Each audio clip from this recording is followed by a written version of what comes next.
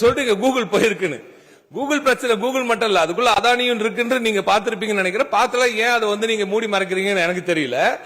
ஆனா அது வெறும் கூகுள் கிடையாது, நல்லா புரிஞ்சுக்கோங்க. அதுக்குள்ள பெரிய விஷயங்களா இருக்கு. அதுக்குள்ள நான் போக தேவையில்ல. ஏன்னா இது இன்னொரு அரசாங்கத்துக்கு, நமது பக்கத்து மாநிலத்துக்கு வர ஒரு முதலீடு. அதை பத்தி நான் குறை சொல்லி பேசவே விரும்பல. அதற்கு ஏன் நாம வேண்டாம் சொன்னோம், ஏன் நாங்க நான் யாரும் கேட்கலன்னு சொல்றது மிகப்பெரிய அப்பட்டமான உண்மைக்கு புறம்பான ஒரு செய்தி. அதை நீங்களே சரி பார்த்து கொள்ளலாம். அதற்குள்ள என்னெல்லாம் அரசியல் இருக்குன்னு உங்களுக்கு நன்றாக தெரியும். கூகுள் நிறுவனம் வருவதா அதுக்கான இன்சென்டிவ்ஸ் எல்லாம் அவங்க என்ன கொடுத்திருக்காங்க, அதற்கு எவ்வளவு எதிர்ப்பு இப்பவே கிளம்பி இருக்கிறது என்பதெல்லாம் நீங்கள் பார்த்துக் கொள்ளுங்கள்.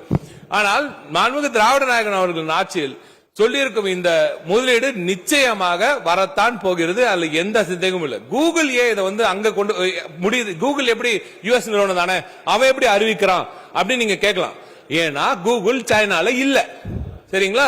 சைனால இருக்கிற ஒரு நிறுவனம், இன்னொரு யுஎஸ்லயும் இருக்கிற ஒரு நிறுவனம், இந்தியாவிலும் இருக்கிற ஒரு நிறுவனம் இந்த நேரத்தில் பெருசா ஓபனா அவங்களோட முடிவுகள் எல்லாம் சொல்ல முடியல.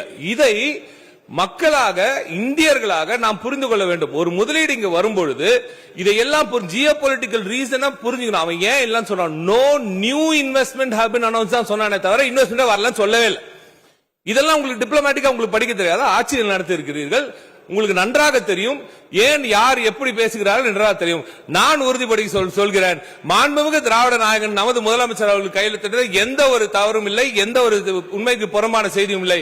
நிச்சயமாக 14,000 இன்ஜினியருக்கு நம்ம தமிழ்நாட்டில் வேலை வாய்ப்பு உறுதி, 15,000 கோடி உறுதி.